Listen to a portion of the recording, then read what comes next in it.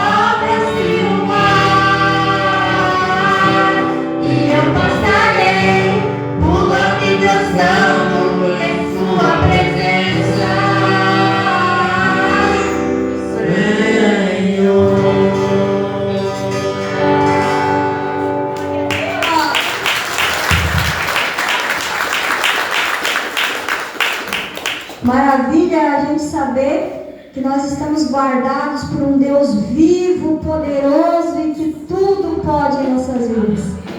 Antes mesmo de ouvir a mensagem nessa noite, eu começo a alegrar o teu coração e deixar o poder de Deus aumentar a fé e ser esse gigante em seu coração que te faz vencer gigantes, vencer o mundo. Amém? Nós vamos então neste momento estar recebendo o Paulinho aqui no altar, orando por ele, que vai estar ministrando a palavra de Deus. Enquanto ele se dirige, vamos recebendo ele com palmas para Jesus.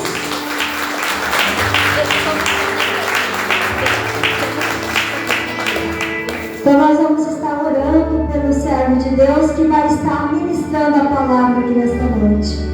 Pai querido, te agradecemos pelas tuas obras e pela tua graça, Pai, de nessa noite ter trazido o teu filho aqui para estar ministrando uma palavra na tua igreja. Pai, usa a vida dele nas tuas mãos, fala conosco. E enquanto ele estiver aqui pregando a tua palavra, Pai, olha para as necessidades mais profundas da vida dele e o abençoa. Derrama bênção na sua casa, na sua família, abençoa o seu ministério e abençoa ele de uma forma muito especial aqui enquanto ele estiver pregando esta noite. Nós estamos esperando de ti, Pai, a tua palavra em nome de Jesus. Amém. Pode sentar, irmãos. Eu achei engraçado porque eu estava olhando a pastora aqui, né? E ela estava bem alta, né? Agora eu vi que tem um banquinho aqui, então eu vou usar para ficar um pouco mais alto. Pessoal, você sabe que a gente congrega na Igreja Batista de Santo Antônio da Patrulha e é um lugar muito abençoado também. A gente sempre gosta de vir para cá e tá realmente, como a minha esposa comentou, tá muito lindo aqui. Parabéns, viu? Hoje eu queria falar de uma coisa que eu acho que é interessante. Eu acho que nós, como cristãos, a gente tem que pensar sobre isso. Que é os erros que às vezes a gente comete quando a gente lê a palavra. Ou quando a gente ouve alguém falar da palavra. Isso é cada vez mais comum. Porque tem pessoas que falam de coisas que não entendem. Eu vou explicar para vocês, vou dar um exemplo rápido e depois eu vou dar a mensagem para vocês. Mas eu, um tempo atrás, eu tenho um ministério que eu trabalho com ciência e fé cristã. Acho que talvez a maioria de vocês já saiba disso. A ideia é conectar a ciência, que se faz na universidade, com a nossa fé aqui da igreja. E tem muita conexão boa para fazer, mas tem muito perigo nisso também. E aí, para divulgar isso, eu acabei fazendo uma conta no TikTok. Não sei se vocês conhecem, é uma plataforma que as pessoas põem vídeos e tu vai passando o vídeo e vai vendo o vídeo de todo mundo. E aí, à medida que tu vai passando o vídeo, tem um algoritmo, que é uma equação matemática, que reconhece qual é a tua preferência. E ele vai dando os vídeos de acordo com as tuas preferências. E eu gosto muito de ver vídeos dessa área de apologética, que é uma área da teologia, que as pessoas, os cristãos, defendem a sua fé de maneira racional. Então, geralmente eles discutem teologia com quem é ateu, com quem não entende, ou com judeus, tem muito disso, cristão e judeu, ou cristão e muçulmano, e em geral tem um cristão no meio, porque em geral o cristão é o mais criticado, assim, geralmente a fé cristã é muito criticada. E eu acho bem legal esse tipo de conteúdo. Aí eu estava vendo um canal de um cara, não sei se vocês conhecem ele, chamado de, como dele? Pirula. É um nome, eu até achei estranho, parece nome de palhaço, né? Pirula, Tirulipa, sei lá, tem esses nomes. E eu falei, vou dar uma olhada, né? E aí tava esse rapaz, é um rapaz, assim, ele é biólogo também. E pra quem não sabe, eu sou biólogo, né? Eu sou formado em biologia. E ele estava falando de uma coisa que não me agradou. Ele estava falando das supostas contradições bíblicas. Contradição é quando tu diz algo e depois tu contradiz, tu diz o oposto. E segundo ele, a Bíblia tinha várias contradições. Aí eu fiquei assim, eu falei, puxa vida, né? Eu nem cheguei a ver todo o vídeo. Eu só falei para ele assim, eu só pode escrever um comentário dos vídeos, né? E eu comentei assim, eu falei, olha, tu deveria cuidar com o que tu fala porque tu não conhece de teologia. Teologia, quem estuda teologia é quem estuda a Bíblia. São os pastores, os missionários, pessoas interessadas. Tem uma área de estudo da Bíblia, que é chamada de teologia. E esse cara, ele não estudou teologia. e mesmo assim ele está falando de problemas da Bíblia. Então eu falei assim no vídeo dele, eu falei, olha, deveria conhecer mais teologia antes de criticar a Bíblia, porque tem muita gente que critica a Bíblia dentro da universidade, porque eles têm um conhecimento muito raso da Bíblia, eles não conhecem a fé cristã a fundo.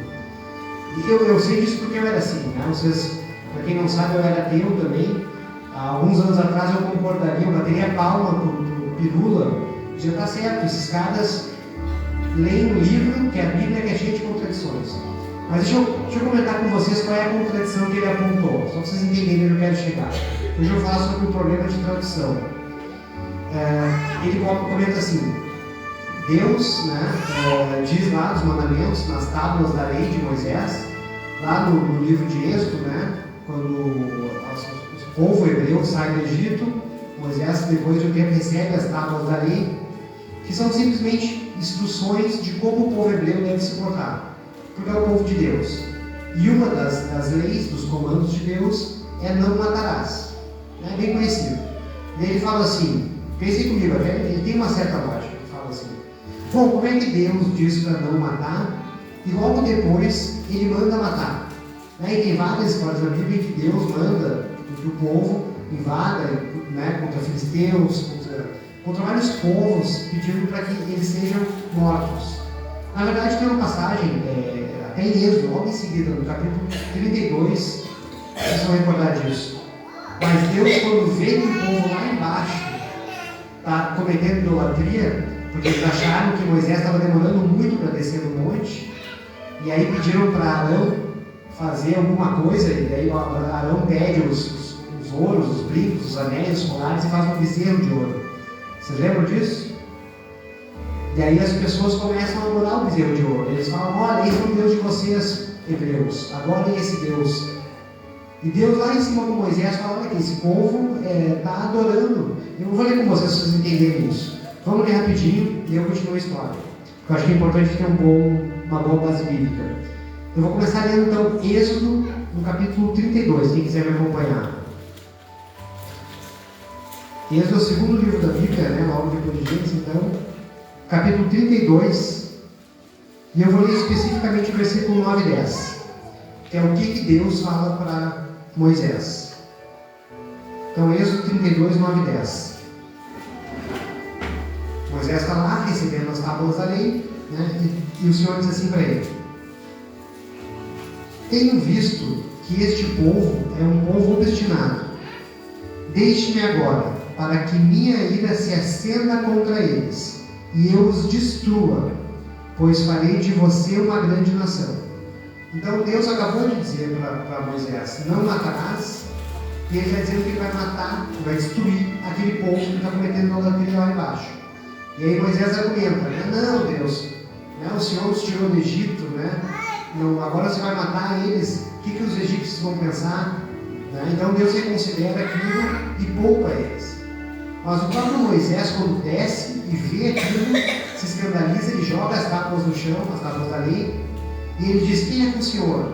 Aí principalmente o pessoal da tribo de Levi, os levitas vão com ele, e eles acabam exterminando parte da população que está cometendo idolatria. E aí, isso é que o cara do vídeo, o Pirula, eu nunca sei o nome dele, o Pirula está dizendo, olha a contradição, não matarás e o povo mata. Tem contradição, não tem? Tem? Aparentemente sim, mas a verdade é que não. Eu vou explicar para vocês por que não. Só para introduzir o assunto, depois eu entro no nosso tema principal. A palavra em hebreu para matará, que está lá nos mandamentos, é leharó. Leharó significa matar, né? Então, leharó, não matarás. Só que no hebreu, a gente não conhece, porque a gente não estuda muito hebreu, eu fui estudar um pouquinho, e a gente vê que essa palavra tem um sentido muito mais amplo. Qual é o sentido de não matarás? É as pessoas não serem guiadas pela sua própria ira, pelos seus sentimentos ruins e pela sua própria justiça, e queiram matar o outro. Então, quando diz na lei para o povo hebreu, não mate, não matarás, ele quer dizer assim, ó, não te ire contra teu irmão e cometa homicídio, não mate ele. E Então, esse significado mais profundo do hebreu, ele não conseguiu ser traduzido para a nossa Bíblia em português, por exemplo. Porque o contexto de não matarás para a gente é diferente. É muito mais simples, é como o Pirula estava dizendo. Mas se a gente for conhecer a original da Bíblia, o hebreu, ele é mais amplo que isso. É não matar porque tu não acha que a pessoa deve morrer, porque assim, eu quero que aquela pessoa morra porque ela é injusta, ela merece. É tu exercer a justiça humana, é o que ele quis dizer. Então o ser humano não deve matar exercendo a justiça humana. Só que, quando Deus fala para o povo dele para matar, como eles vão, né, como são conduzidos, por exemplo, por Josué, para exterminar a população que está lá, é porque lá existe uma semente da idolatria, do mal, que vai desvirtuar os caminhos de Deus. O povo de Deus vai ser contaminado com aquilo. Então aquele povo tem que ser eliminado. Mas o povo que, né, os que executam o comando de Deus, eles não fazem com o coração amargurado, com ódio, que querem matar aqueles. Eles fazem pelo comando com um propósito, que é o propósito de manter o povo puro. Então, quando eu falei, né, nesse episódio, quando eu falei quando eu escrevi no vídeo do Pirulipa lá, desse cara, eu falei assim, olha, tu não está entendendo de teologia para falar, tu não deveria falar que tu não conhece. Nossa, veio uma enxurrada de comentários, me xingando, assim, porque eu estava, né, assim, o pessoal nem quer saber, eles querem me xingar. Ah, tu é um cristão, tu é um ignorante, né, tu não pensa, sabe? E eu fico muito chateado com isso. Só teve um comentário de um cara que falou assim, então se o Tirulipa está errado, me diz então, tu está certo, me explica isso. Sabe? Daí eu falei, essa é uma abertura para trabalhar com a apologética, para defender a minha fé racionalmente. E aí eu falei justamente isso para vocês agora para ele, escrevi um comentário. E ele entendeu, bom, agora eu entendi. Isso é muito bom, porque outras pessoas vão ler o comentário e vão ver que essas críticas ao Evangelho, à Bíblia, e as supostas contradições, elas não existem se a gente analisar mais fundo. Então, por isso que eu acho importante essa questão da tradução. Então, o que eu vou falar para vocês hoje é uma outra questão de tradução, que às vezes a gente não consegue entender bem. Que está lá no livro de Gênesis. Eu vou ler para vocês então, é o chamado de Abraão. Então, Gênesis 12. Olha que interessante isso, a gente sempre entende de uma forma muito superficial, até como cristãos. Esse chamado de Abraão é bem mais profundo do que parece. Então, deixa eu vou Gênesis 12, do 1 ao 3.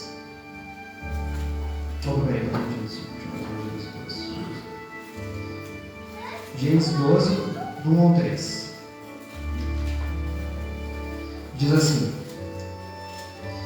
Então o Senhor disse a Abraão: Saia da sua terra, no meio de seus parentes e da casa de seu pai, e vá para a terra que eu lhe mostrarei.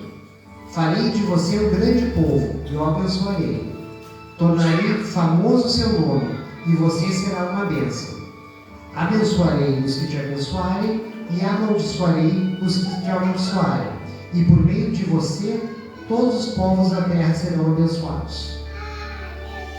Então, assim, esse é o chamado de Abraão. E a gente pensa assim, então, né, Abraão é considerado o pai da fé, né? Ele é o que dá origem ao povo hebreu. E a gente pensa assim, não, Deus chamou ele para sair de onde ele estava e ir para um lugar que Deus iria dizer. Né? E então teve uma mudança geográfica. Mas, na verdade, em hebreu, se a gente for analisar no original, isso é muito mais profundo. A palavra em hebreu para sai, quando ele diz sai da tua parentela, sai da tua terra e vai para onde eu vou te dizer, a palavra le é uma expressão toda. Lehá. É uma expressão em hebreu que quer dizer não somente sai fisicamente. Não é só sai daqui e vai lá para a tua cidade, que eu vou, ou vai para um lugar que eu vou te avisar.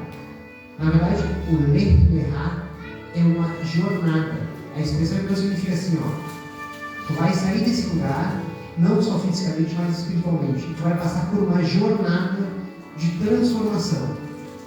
Então tem todo um sentido atrelado ao lehá, que é o sai da tua terra, que Deus fala para Abraão, no sentido de sai e eu vou te transformar. Tu vai ser conduzido a ser outra pessoa, a pessoa que eu quero que você seja. Ou seja, Abraão, salvar o Abraão, no Abraão, que é o pai da fé. Então não foi só uma jornada física, foi uma jornada espiritual também, uma jornada de transformação. Então esse é o chamado. E esse chamado de transformação envolve, obviamente, o que a gente chama de fé. O Abraão, ele foi, ele não sabia para onde ele iria. Deus iria dizer. E esse chamado, envolve justamente isso. É uma jornada que não depende de ti. Não é tu que vai conduzir os caminhos e definir o desfecho da jornada, o fim dela. É Deus. E aí que entra a fé. Então vocês notem que esse chamado de Deus para Abraão, que a gente encontra no Antigo Testamento, é muito parecido com o chamado de Jesus Cristo para o discipulado. Ele fala, né? Vem. O que Jesus fala para a gente? Né? Falou para os discípulos e fala para a gente. Ele fala, vem, né? Me segue. Mas ele dá uma condição para isso. Negue a ti mesmo e pegue sua cruz. E me siga. Porque o caminho para Cristo é o caminho estreito, é o caminho da cruz. E esse é o caminho que Abraão também foi chamado. O chamado de Abraão é esse. Então, às vezes a gente vê algumas diferenças entre o Novo e o Antigo Testamento, mas a gente entende. Jesus fala, ele veio não para abolir a lei, mas ele veio para cumprir a lei. E é impressionante como a gente vê isso acontecendo em Jesus Cristo. De fato, ele cumpre a lei. E essa jornada que ele nos chama, esse siga-me, né? Como a gente lê em Isaías, né? Estou-me aqui, eis-me aqui, Senhor, usa-me. Isso envolve uma escolha nossa, claro, um desejo de seguir a Cristo, mas um conhecimento que Cristo vai nos moldar nessa jornada. E faz parte da caminhada cristã. Então, Abraão lá teve a promessa, né, das bênçãos que ele ia receber. E a gente também quer as bênçãos, mas a gente tem que passar por um processo de ser moldado a Jesus Cristo. Um processo da gente ser diminuído, né, de autoabandono. E esse processo é difícil ainda, muitas vezes dói. Geralmente quando eu falo sobre isso, né? Mas então não é só a ação de seguir a Jesus, é o que está no nosso coração quando a gente segue a Jesus, né? Eu lembro muito quando Jesus está falando no Sermão do Monte, a gente conta o Evangelho de Mateus, né? Por exemplo, a gente sempre pensa, e é o que os judeus têm muito em si, a questão das leis, né? Então eles têm várias leis, o livro de Deuteronômio, o livro de Números, põe várias condições para o povo hebreu, várias regras que eles têm que seguir, que é muito mais amplo que só as tábuas das leis, né? São os mandamentos. Mas, como diz Paulo, principalmente na carta para os Romanos, a lei só mostra como tu é pecador, como eu, como vocês são pecadores, porque ninguém consegue cumprir a lei. Os judeus não cumprem a lei. Você sabe por que eles não cumprem a lei? É só olhar o Sermão do Monte. Lembra, Jesus fala, por exemplo, dá vários exemplos, né? Mas ele fala assim, não é a questão de adulterar. Quando tu já olha para uma pessoa, para um homem ou para uma mulher, com um desejo no coração de possuir aquele homem, aquela mulher, com um desejo sexual, tu já adulterou. Tu não precisa de fato ir lá e consumir o ato. É no coração, não é na ação. É por isso que Paulo fala tanto, as leis não salvam, porque a lei é simplesmente eu prevenir que eu tenho algum tipo de ação. Mas se o meu coração já está contaminado pelo pecado, e infelizmente o nosso coração é contaminado pelo pecado, por isso que Paulo fala sempre da luta do espírito contra a carne, a gente sempre vai estar pecando, a gente vai estar tendo desejo. Mas a jornada que Jesus nos convoca, que Deus chamou Abraão de transformação, é uma jornada de transformação do coração. O nosso coração, ele vai mudar. A nossa mente vai mudar. Nós vamos ser uma nova criatura. Embora a gente viva nesse mundo caído e ainda sob o poder do pecado, com o desejo da carne, a gente vai conseguir ter o discernimento que Paulo fala para as pessoas espirituais. Você sabe qual é a diferença entre alguém materialista, sabe aquelas pessoas que estão querendo dinheiro, querendo coisas materiais, e alguém espiritual ou espiritualista? A diferença é muito clara. Para o materialista, inclusive na igreja existem pessoas materialistas. A gente vê vários escândalos na igreja de pessoas multimilionárias que às vezes exploram a fé dos crentes, fé genuínas, mas são exploradas por os falsos profetas, né? Os lobos em pele de cordeiro.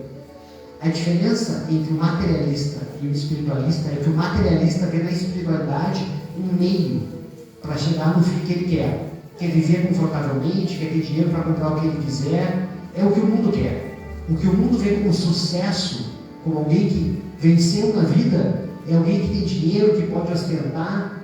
Isso é o materialismo. Isso é o que o inimigo quer, que a igreja se torne materialista. E essa modernidade que vem entrando na igreja vem trazendo muito isso. A teologia da prosperidade, por exemplo, que promete para as pessoas muitas bênçãos. Vem para a igreja que Deus vai te abençoar. E pode abençoar, não tem nada de errado. Deus abençoa financeiramente, isso é muito bom. Mas tem pessoas que buscam na espiritualidade um meio para ter esse fim. E quem está na jornada de Abraão, ou quem está seguindo Jesus, dá no mesmo, são pessoas que usam o material como meio para chegar no fim. O fim é espiritual. A nossa jornada, ela é espiritual. Então Deus está transformando a gente. A gente vai continuar lutando até a gente ser glorificado, até, eu estava conversando, até Jesus voltar, e talvez está mais próximo do que a gente imagina. A gente vai sempre estar buscando as coisas da carne também, porque é a nossa natureza caiu. Mas a jornada de Abraão é que isso vai diminuindo com o tempo. E a gente vai aprendendo de Deus, a gente vai sendo moldado. Ele faz morada em nosso coração. E a gente vai crescendo. E isso é um problema que Jesus tanto condenava nos fariseus. A gente chama de legalismo. A gente tem que cuidar muito com isso, porque a gente é igreja e muitas vezes a gente tende a ser um pouco legalista. Ainda mais quando a gente trabalha com ideologias políticas, sociais. O legalismo é quando a pessoa aponta o dedo e diz assim: aqueles caras fazem errado. Não é assim que Deus quer. É como tu fica julgando o outro. E, claro, o julgamento faz parte do ser humano. Mas a gente tem que, primeiro, antes do julgamento, a gente tem que ter o amor. Não é? Essa é a própria ideia da cruz de Cristo. Né? Não sei se uma das coisas que eu gostei de aprender sobre a cruz de Cristo é que é justamente onde a justiça de Deus, a ira de Deus, encontra o amor. A graça, né? A salvação vem pela graça. A gente não pode adquirir a salvação. Ela vem para nós através do amor de Deus, da graça de Deus. Então, antes de julgar, a gente tem que amar a pessoa, aceitar a pessoa, a gente tem que odiar o pecado, claro, mas não o pecador. Então, isso é uma coisa que Jesus sempre combateu, né? Então, tu vê, vocês veem o caso de Abraão, né? 1800 anos antes de Jesus Cristo nascer. Ele vivia na parte norte da Babilônia, na terra de Ur, que provavelmente era a civilização mesopotâmica, né? E aí ele é chamado, e o próprio Abraão tem as suas dúvidas, né? Tanto é que a gente, quando ele tinha 75 anos, e não tinha filho ainda, e lembrava da promessa de Deus, que ele geraria uma nação inteira, ele responde: eu já estou velho, né? Sara ali do lado, ficando velha, não tem filho. E aí qual é a ideia, né, de Sara, que eles têm? Agar, vamos fazer um filho com Agar, né? E aí nasce Isaac. E só quando ele tinha 100 anos, que nasce Ismael. Com Agar, Ismael, Isaac é o que nasce quando ele tinha 100 anos com Sara. É o filho da promessa. Né? Seus amigos, tudo tem uma consequência, né? Vocês notem, por exemplo, agora que a gente está vendo agora Israel e Palestina, né? A questão da Palestina, agora o Irã, então, vocês estão sabendo essas notícias. O povo árabe, ele é a descendência de Ismael. Né? Então, todos aqueles países árabes em volta de Israel, toda descendência de Ismael. Aí o povo de Israel é a descendência de Isaac. Então teve as 12 tribos, depois na época do rei Salomão teve tribo do norte, tribo do sul. Então teve, né, o rompimento entre Judá, que gerou os judeus, e Israel, que gerou os israelitas. Então tem todo aquele conflito lá. Isso é uma consequência de Abraão ter duvidado da fé dele em um momento. E eu não estou condenando Abraão porque muitas vezes a gente duvida da fé. A gente tem as nossas dúvidas. Será que Deus vai fazer mesmo? Né? Já faz tanto tempo que eu tenho essa promessa e não acontece, eu tenho essa expectativa e não acontece. Então a gente tem que ter paciência, né? Perseverar na fé. É difícil, mas faz parte. Isso tem toda uma discussão, já da igreja antiga, vocês conhecem, uma discussão do monergismo e do sinergismo. Isso começou lá em Paulo, depois passou para os pais da igreja, Agostinho, né, que era o pai da igreja. Ele falava que o monergismo diz assim, ó, tudo é Deus que faz, toda obra é Deus que faz. O sinergismo diz assim, tudo bem, Deus estende a mão, mas cabe a mim esticar a minha mão para pegar a mão dele. Ou seja, eu tenho uma ação nisso. Tem alguns problemas com os dois lados, né? Mas depois, isso é o que a gente conhece hoje como calvinismo e arminianismo, né? Depois a discussão que nunca foi resolvida ainda, né? É Deus ou nós temos uma participação nisso? Até eu estou lembrando disso porque eu fui numa conferência, a primeira conferência de teologia que eu fui, 2 semanas atrás, lá em São Paulo, na Universidade Mackenzie. A Mackenzie é uma universidade presbiteriana. Presbiterianos são muito parecidos com o batismo em vários aspectos. Eles têm algumas questões, como o batismo infantil, que nós não temos, tem algumas divergências, mas em geral tem várias similaridades. E a gente discutiu bastante sobre isso. A conferência é sobre neocalvinismo. Foi engraçado, olha esse exemplo, acho que lembra muito de Abraão, tá? Então foi a minha vivência. Eu fui nessa conferência e eu estava fazendo um contato com um professor da Universidade de Edimburgo, na Escócia. E esse professor trabalha com neurociência e fé cristã. E eu pensei assim, ele vai adorar a minha ideia. Ele vai achar muito legal, eu vou lá falar com ele. Primeiro dia de conferência, achei ele, fui falar para ele. Ele detestou a minha ideia, ele não gostou. E eu fiquei assim, meio de coração partido, eu falei assim, minha nossa, né? Eu achei que se eu chegasse aqui ele ia gostar, não gostou.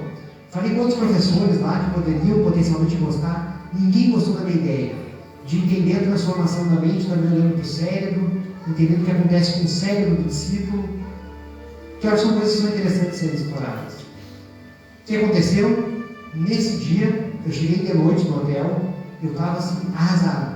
Eu falei, eu vim até aqui, eu vim para São Paulo, eu achei que ia ter uma resposta positiva para o meu ministério. Não, Deus não me deu uma resposta, porque Deus usa as pessoas para usar a resposta. O que eu fiz?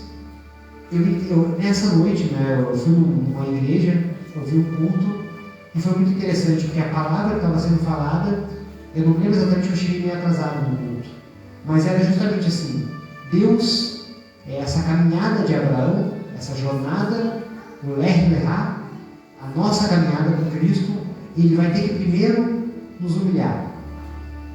Porque nós precisamos ser dignos, vocês entendem isso, não é por maldade, é que a gente precisa ser digno para sentar na mesa. Como é que a gente é digno? A gente tem que se despir de nós mesmos. Ele tem que nos humilhar para nos exaltar. Foi o que aconteceu. Eu não fui exaltado ainda, tá? O projeto não deu certo ainda. Mas naquele momento eu me senti humilhado. Eu me senti mal. Porque parecia que eu estava pedindo. Você sabe aquele mendigo pedindo dinheiro para as pessoas? E as pessoas não querem dar, sabe? Aquela pessoa inconveniente. Acho que as pessoas me olhavam e diziam assim, olha aquele cara da neurociência lá, o cara vai querer fazer um projeto com a gente, vamos nem olhar para ele. Sabe, eu me senti mal, porque parecia que as pessoas não queriam nem fazer contato visual comigo no primeiro dia. Então assim, eu entendi que aquele era o momento de eu entregar o projeto na mão de Deus. Eu falei, tá Deus, essa noite no hotel, eu cheguei no hotel e falei, tá bom Deus, eu desisto, eu vou claro. Assim, a gente saber que a graça nos alcança e a gente vai ser salvo, não quer dizer que a gente pode ficar sem responsabilidade, né? A gente tem nossa responsabilidade. Então eu vou continuar tentando. Mas eu vou deixar Deus conduzir. Deus levar pelo caminho e mostrar o caminho. Porque é exatamente esse o sentido do Lech Lechá que Deus chama Abraão. Para sair da sua casa, da sua zona de conforto, como Deus diz para mim mais ou menos assim, para de tentar fazer com que as coisas deem certo. Deixa que eu opero nesses caminhos. Para de achar que eu sou responsável por tudo. Ou seja, é a fé, é não saber para onde vai, essa é a confiança. Então, eu entendi muito dessa forma. E quando eu leio a passagem de Abraão, eu penso também nisso. Eu penso, olha, Abraão teve que dizer, eu vou e vamos ver por que a gente vai, porque eu confio na promessa. E teve um momento da vida dele que ele teve essa fraqueza de não confiar, de achar que ele tinha que fazer algo para que a promessa de Deus fosse cumprida. O que aconteceu é o que a gente vê hoje, os conflitos do Oriente Médio. É Israel lutando com um monte de países que não gosta deles.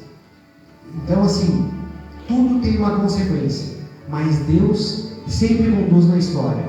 Porque é como o próprio batismo, né? O simbolismo, a gente precisa morrer com Cristo, morrer na cruz de Cristo, modificar nossa natureza pecadora para viver, modificar a matéria para viver o Espírito. A gente precisa da cruz para se assemelhar a Cristo.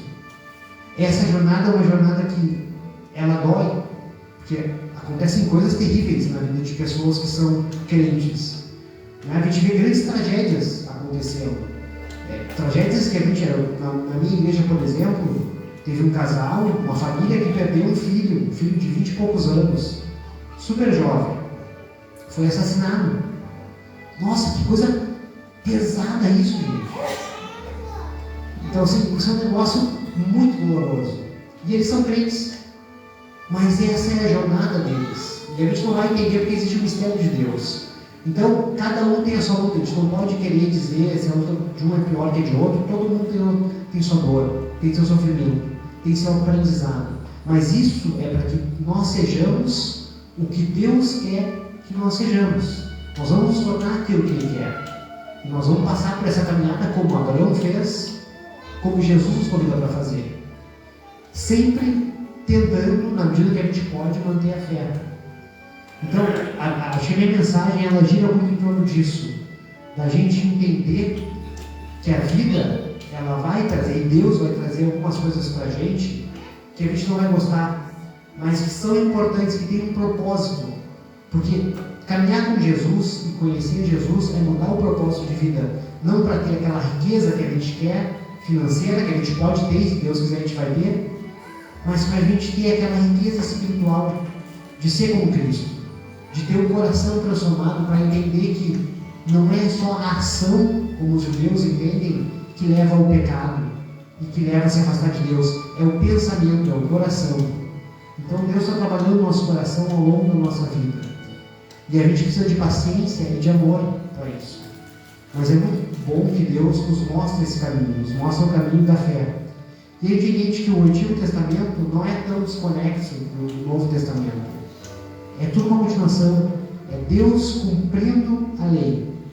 E a gente, nós como igreja de Cristo, como corpo de Cristo, a gente é chamado para ser transformado, para caminhar com Cristo. Vai doer, algumas vezes vai, não sei exatamente cada um de vocês, a gente não se conhece tão bem, então eu não conheço todas as lutas de vocês.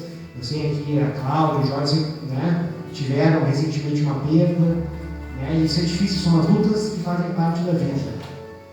Mas a gente tem que ter fé, entender que tudo tem um propósito. Deus conduz as coisas da nossa vida para nos encaminhar, para a gente ser o que nós precisamos ser, até o fim da nossa jornada. Porque é o fim da nossa jornada e todo o processo que vai definir quem nós somos. Quando a gente fala de soteriologia, que é o estudo da salvação, a gente entende que é um processo de transformação que nos torna alguém como Cristo. E esse processo é a nossa vida. Então que a gente tenha sempre o coração aberto e o entendimento que Deus está conduzindo. É a confiança que Abraão teve, é a confiança que Jesus nos pede para ter nele. Não tem nada que aconteça no mundo que Deus não comande. Não tem uma folha de uma árvore que caia sem a essência de Deus. Deus é soberano sobre tudo. E por mais que pareça que Ele está em silêncio, é justamente nesses momentos que aparentemente Ele não fala, que a gente está sofrendo, que Ele está trabalhando no nosso coração. Eu não estou dizendo que o sofrimento é ruim. Quer dizer, eu estou dizendo que o sofrimento é ruim. Eu não estou dizendo que ele é bom. Eu estou dizendo que ele tem um propósito.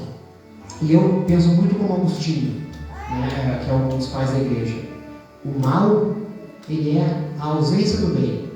O mal é a ausência de Deus. Quanto mais longe de Deus a gente está, mais mal vai existir em volta da gente. Então que a gente consiga, mesmo em momentos de dor, de luta, estar próximo de Deus. Porque é isso que nos condiz com Cristo, é isso que nos faz ser como Ele. Caminho estreito, a porta é pequena, e a nossa vida tem que nos conduzir para esse lugar.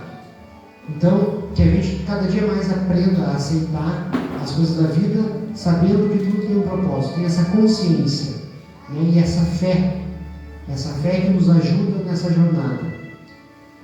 Eu vou então encerrar com uma oração. Pode ficar de pé, vamos orar para a gente fazer sobre isso que a gente ouviu, para que Deus possa trabalhar na nossa vida e no nosso coração, nos moldando. Querido Deus, amado Pai, obrigado por esse tempo que a gente tem contigo, obrigado por essa igreja e por essas vidas que estão aqui. as pessoas que aceitaram o chamado para caminhar com Cristo, que não significa necessariamente sair daqui para outro lugar, mas sair de onde nós éramos no pecado, para sermos o que nós vamos ser em Cristo. Pela graça de Deus, nós vamos ser transformados. E nós sabemos que o Senhor vai nos capacitar e vai nos dar força para superar todos os maus que a gente tiver que enfrentar. Para esse propósito de vida que nós aceitamos em Cristo. Ser como tu, sermos humilhados para sermos glorificados, sermos crucificados com Cristo para sermos exaltados, sermos mortos para sermos vivos e salvos em Ti, Jesus. Que o Senhor abençoe cada um de nós e nos capacite para essa jornada. Eu te peço em nome do Teu Filho Jesus. Amém.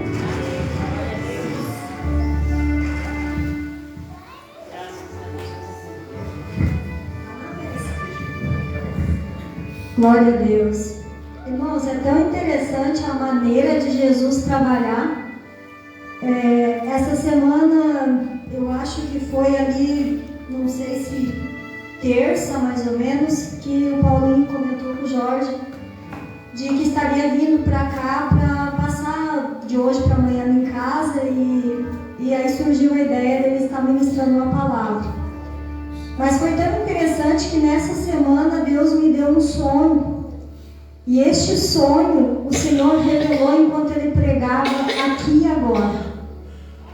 Era um ambiente que nós estávamos cercados para fazer um culto, era um seminário, alguma coisa. E a mensagem principal que estava sendo falada era a transformação. A transformação nossa como filhos e filhas de Deus. A maneira que Jesus quer essa transformação. E agora, quando Ele começa falando aqui, o Senhor começou a trazer à tona ao meu coração tudo aquilo que Ele já havia falado através daquele sonho. Eu sabia que não era um sonho apenas simples, mas eu estava vendo o Senhor falando comigo acerca de algo especial. E se o Senhor nos trouxe aqui essa noite, irmãos, nos abençoou por estar neste culto, as pessoas que nos acompanham através da live também, eu creio que essa palavra é uma palavra para a gente pensar. Será que nós realmente, quando aceitamos Jesus, aceitamos a palavra de Deus, entendemos que Jesus é o Filho de Deus e confiamos nele, entregamos a nossa fé ao Senhor? Será que nós estamos entendendo que a cada caminhada que nós estamos tendo nessa jornada nossa, aqui na terra, nós estamos sendo lapidados e transformados pelo Senhor? E olha, e como o Paulinho já falou aqui, a carne, na medida que é tirado lascas, isso dói. Mas que nós possamos estar sempre dispostos de dizer ao Senhor, não importa. Eu lembro de uma oração que eu fiz no início, quando eu aceitei Jesus, irmãos, e já fazem 33 anos isso. Quando eu entendi quem era Jesus, quem era Deus e o que eu estava fazendo, e eu sabendo que o coração humano ele é o mais corrupto de todos, como a Bíblia diz, eu orei ao Senhor e eu disse: Senhor Jesus, eu entendo a Tua palavra e eu não sei como serão os meus dias futuros, mas eu te peço que até o fim, nem que seja de arrasto, o Senhor me permita estar agarrado aos Teus pés. Nem que seja de arrasto. Irmãos, e muitas vezes eu glorifiquei a Deus e exaltei o Senhor e louvei a Ele em lugares mais altos. Mas eu acredito, irmãos, que meus maiores momentos com Deus foi de arrasto aos Seus pés. Em momentos de dor, de luta, que só a fé prevalecia no momento. E a gente vê o quanto a gente vai sendo transformado por dentro, irmão. O quanto a gente vai sendo transformado a nossa maneira de ser, de viver. Uma das coisas que eu posso notar, lá no passado, logo que aceitei Jesus, que eu ainda era algo que precisava ser tirado por Deus da minha vida, para que eu pudesse ministrar a palavra, ser uma pastora, cumprir com o chamado que o Senhor já tinha planejado para a minha vida, é que eu era uma pessoa, como que se diz, com frio na barriga. Se eu sabia de um assunto, eu tinha que passar aquele assunto adiante. Quando eu era criança, os parentes brigavam lá e me prometiam lá presente para me contar o que os outros tinham falado perto de mim. E ainda, além de eu ter essa alegria de poder contar o que eu sabia, não importa se ia causar um dano grande, ainda me oferecia um presente. E aí, quando eu entendo as verdades de Jesus, eu começo a entender que eu preciso ter sigilo com muitas coisas que a gente sabe, e ainda mais no ministério, irmãos, ainda mais no ministério. Como seria se um pastor vai sair abrindo a boca e falando de tudo que sabe da membresia e contando uns para os outros, eu falando dos irmãos que vêm abrir o coração para pedir um conselho? Como ficaria a obra de Deus? O Senhor, Ele me lapidou, me transformou o meu coração. E eu vou dizer que eu não tenho sofrimento hoje para guardar um segredo. Eu não tenho sofrimento, porque o Senhor transformou isso na minha vida. E eu não sei, irmãos, a palavra é transformação. Eu não sei qual é o problema que tu enfrenta hoje. Se fosse para ti hoje aqui no culto, ou você que está aí do outro lado da internet aí, ó, dizer para Jesus: Jesus, hoje eu reconheço que eu preciso ser transformado em tal área da minha vida. O que seria isso, irmãos? E eu queria dizer para você que você está diante de Deus e você pode dizer para Jesus aqui nessa noite: Jesus, eu sou tua serva, eu sou teu servo, mas eu tenho uma dificuldade. Quem sabe tem pessoas que têm a língua solta, assim como eu tinha, que não conseguem guardar segredo, que não conseguem ficar quieto. Às vezes são coisas que vão trazer problema na vida dos outros, mas tem que falar. E quem sabe você precisa que Jesus venha tocar com uma brasa vindo do altar os teus lábios nessa noite e transformar essa situação. Quem sabe muitos é o problema de guardar uma água, raiva. Tem uma caixinha especial só para raiva e amargo, só para chateação. E Jesus quer transformar, tirar essa coisa ruim aí para você poder guardar amor, paz, alegria, a palavra de Deus.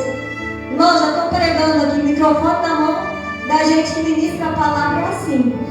Mas eu gostaria de dizer aqui, ó, o Paulinho, ele tem um jeito dele de trazer a palavra. A palavra de Deus diz assim, ó, que o Senhor, ele deixou para a igreja ministérios diferenciados.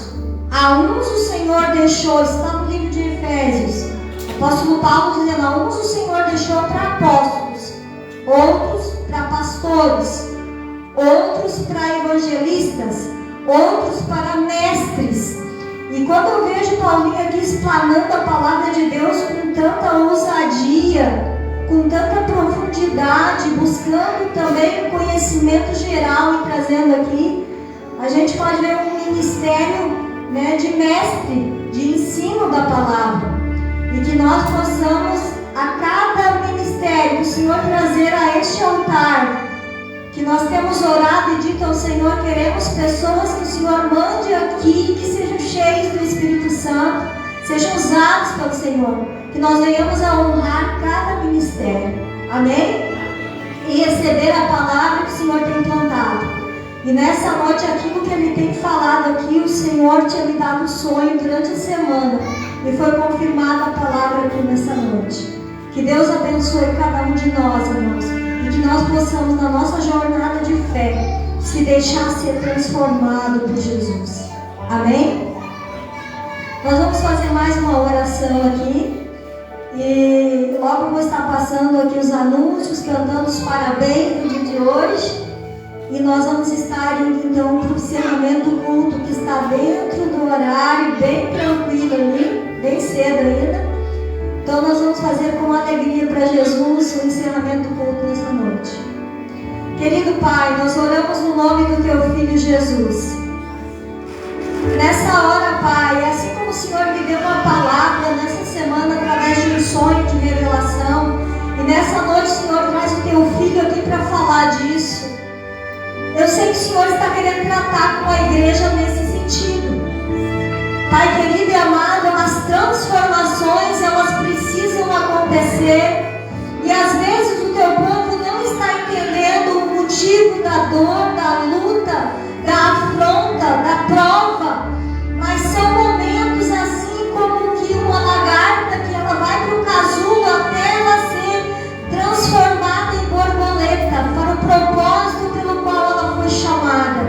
Assim somos nós na tua presença também. Tem momentos de solidão, tem momentos do choro, tem o momento da luta, tem o momento da humilhação, tem o momento da afronta, e às vezes nós não queremos aceitar e nem entender.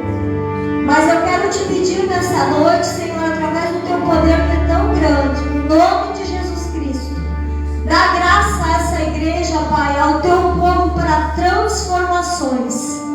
Para transformações, Pai, que possam glorificar o teu nome. E que cada vida possa entender e chegar no final com o teu propósito, Pai, muito claro em suas vidas. Que venha se cumprir, Jesus, a tua palavra na vida de cada irmão e de cada irmã. Abençoa este povo nessa noite, Pai. Abençoa o teu servo Paulinho também. E se é da tua vontade, Senhor, de esse ministério que está no coração dele expandir, crescer e alcançar o propósito e o objetivo. Tu és o poderoso de Israel, e aos teus ouvidos nós estamos dizendo nessa noite como igreja. Abençoa o ministério dele, Pai, e faça crescer, Senhor, o conhecimento, e que chegue nas universidades, e que o nome do Senhor venha a ser conhecido naquele que um dia, assim como ele é ateu, e aquele que sempre confiava na ciência e naquilo que é palpável, naquilo que pode se chegar bem perto. Mas hoje, Jesus, com essa fé, pregando o Evangelho e ainda, Pai, colocando o rosto na frente de afrontas, que ele possa, Pai, ser abençoado por Ti e um dia chegar aqui no altar e dizer: Deus me abençoou e agora, Pai, o ministério cresceu e está chegando nas universidades. Pai, nós oramos por todos que aqui estão e que têm também, assim como ele, um sonho, um desejo, algo grande na obra de Deus. Abençoa, Pai. Levanta, exalta, glorifica o teu nome. Ainda que processos tenham que acontecer, mas que o nome do Senhor venha a ser engrandecido na vida desse irmão e dessa irmã. Em nome de Jesus. Amém. E graças a Deus. E as palmas nossas engrandecem o nosso amor.